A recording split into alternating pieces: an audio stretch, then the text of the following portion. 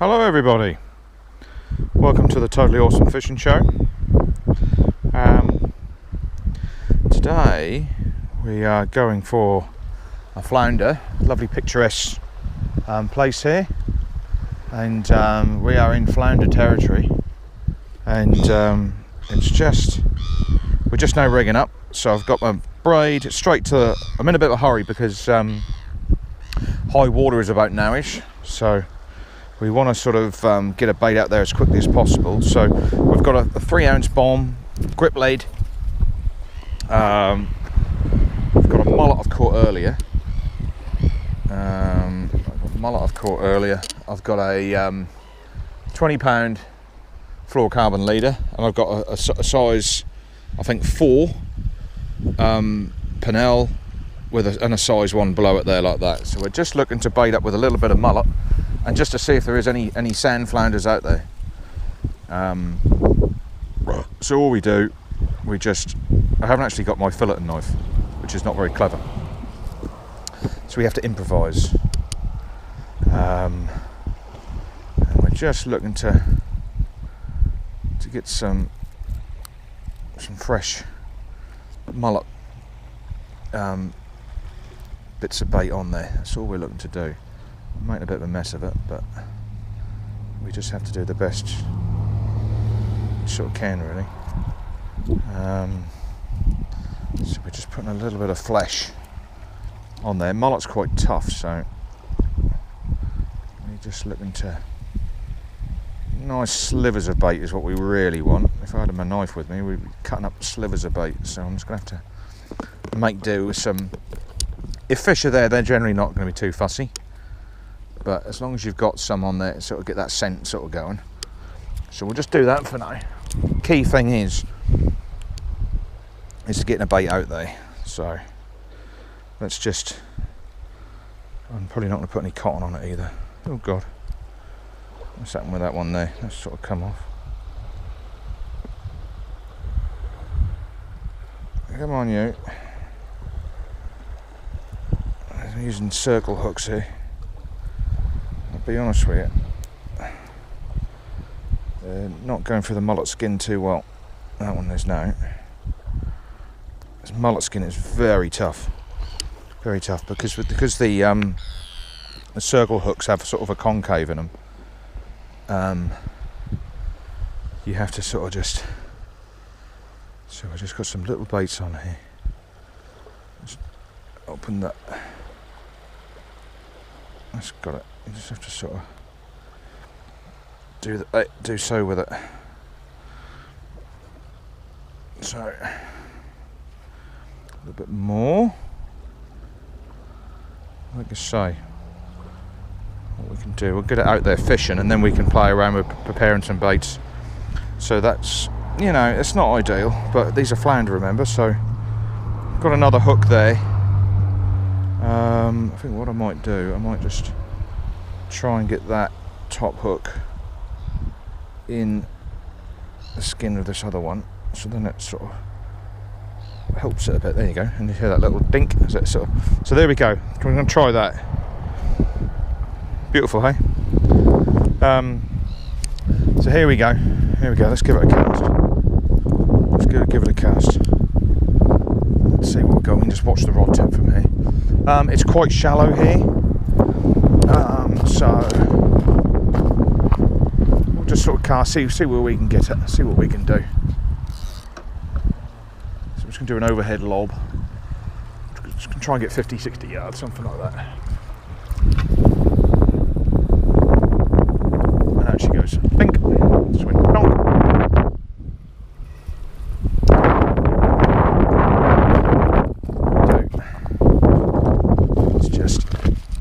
Wait. So I made a bit of a mistake then. I left the bait unattended. Seagulls are absolutely savage around here. They really are. So anyway, so we've got a grapnel lead out there, so that means the bait's staying in the same spot. We're waiting for the fish to come across. Now, it is fresh bait, so bit of bow in the line there. So let's just see what happens. Nice spot.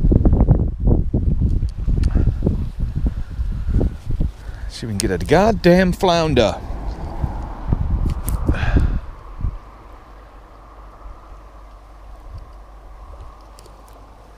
Yeah.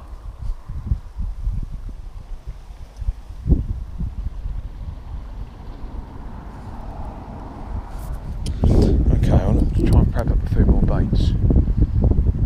Just watching the rod tip to see if that's going to do anything. My keys gone, car keys. Always like to put the car keys in a zipped compartment when I'm fishing, because then you know exactly where they are. Nice and safe.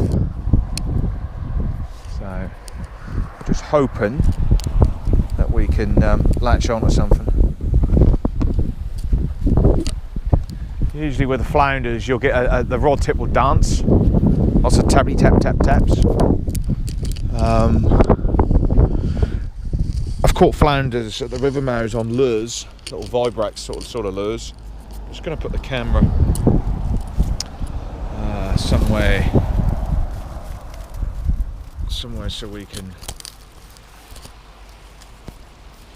not sure what that's going to be like. Try that. We've got a little bit of stuff in the way. It's on a bit of pampas grass. Very sharp stuff this, you've got to watch yourselves. We'll see what that's like. Yeah, that's okay. So we just you should be able to see the rod tip pretty good from there actually. Just going to see if we can latch onto this flounder.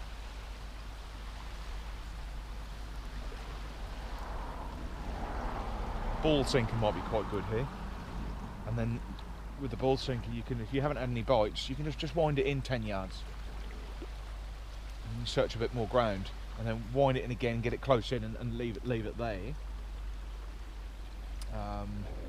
Then you can look to sort of cast in a slightly different zone, always sort of searching for your fish. But usually if it's going to be hot, you know, it doesn't really make a lot of difference. But it's definitely an incoming tide on high water. There'll be like a peak time for these fish. But, so we're just going to do a little bit while it's out there fishing. We're just going to sort of mullet's quite tough. That'll stay on the hook pretty good. The rod tip's not tappy tap tap, which tells me that there's some pests out there nicking the bait. So we're just looking for a flounder is going to go donk donk donk donk donk donk, like this sort of a bite. So we're just going to prep the other mullet.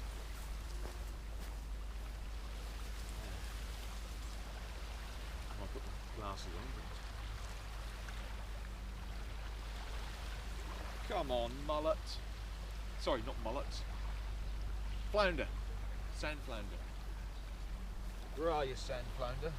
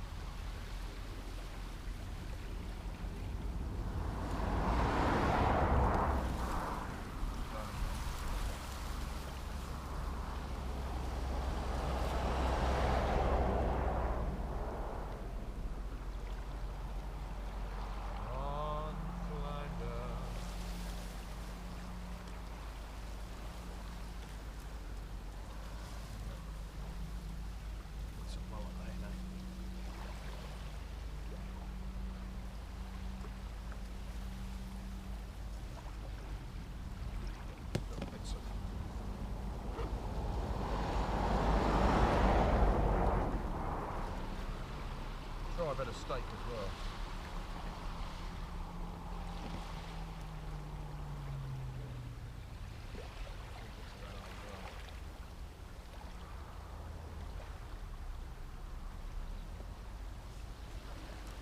Blood in it.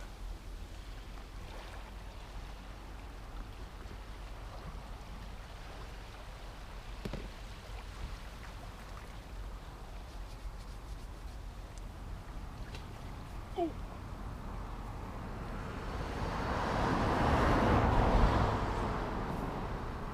Right. Pretty quiet.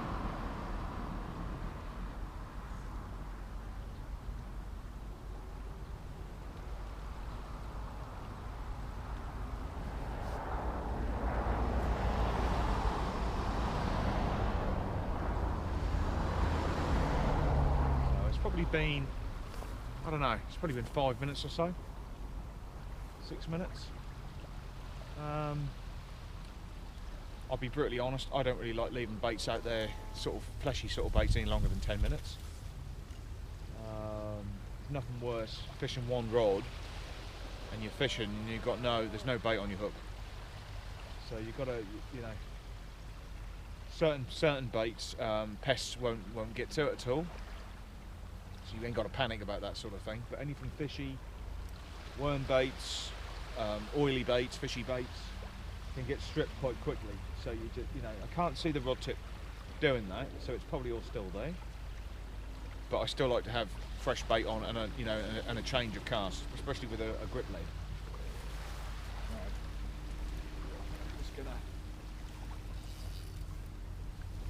rise in the mud. Also, one thing I would say about using grip leads over the bottom, if you don't know the terrain, if you don't know how snaggy it is, wind it in very quickly to avoid getting caught on any snags. No. Very fast retrieve on this rod. The bait is still there. So what I might do, I might just sort of leave that on and just add a few more bits of bait to it. It's sort of we're a race against time, because it's high water now, this is the peak time.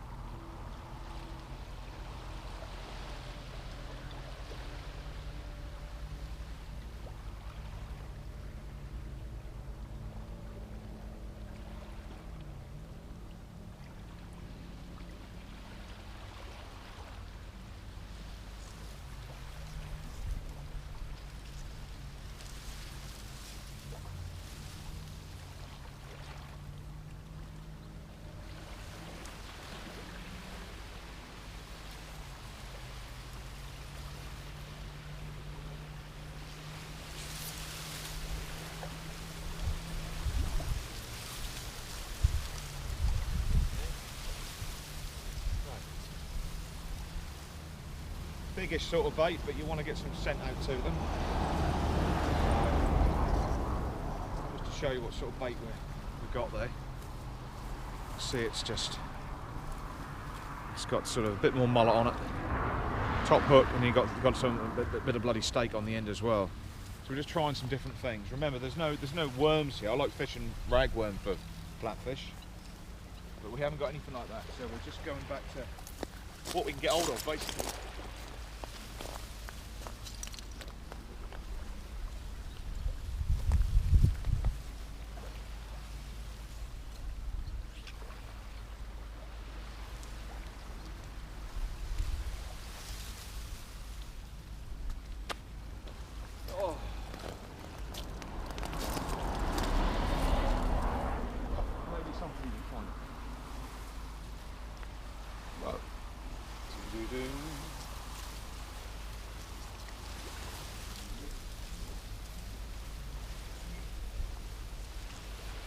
Yeah.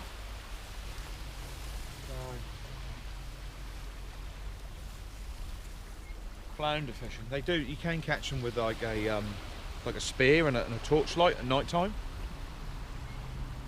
You can catch them on little lures, little vibrating sort of little spinners, little trout spinners. As long as you get the real silvery one, don't get the brass one, don't get the coppery one, get the silver one. And it just like vibrates like hell. And just run that through a pool. And you can do it. You could do it out here. You could just retrieve it. You want the water to be fairly clear though.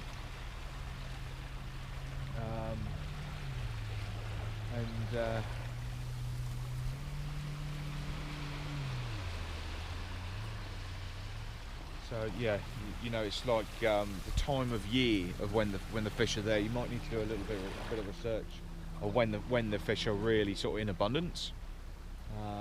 I've read online before that the flatfish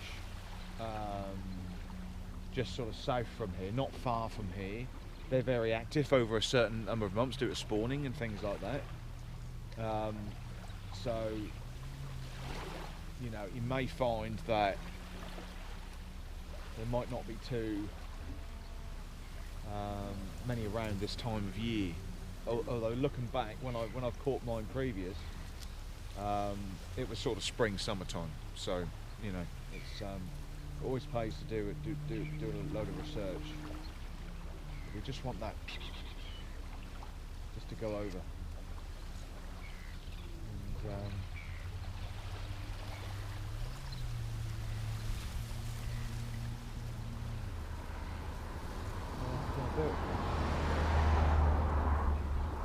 also, the best thing to do is to ask in the fish and tackle shop, where's the best place to target certain species like flounder, for example. I know for a fact they do get quite a lot here. Your tip's sort of trying to turn into a bite, I think. Probably just the wind or just a bit of swell or something. Yeah, nothing too much. But yeah, this entire anywhere where it's quite shallow and you've got mud flats, the flounders will come in just to feed on crustaceans, shellfish. Yeah, that's blowing a little bit. What's that? That's the wind. Look at it. Look.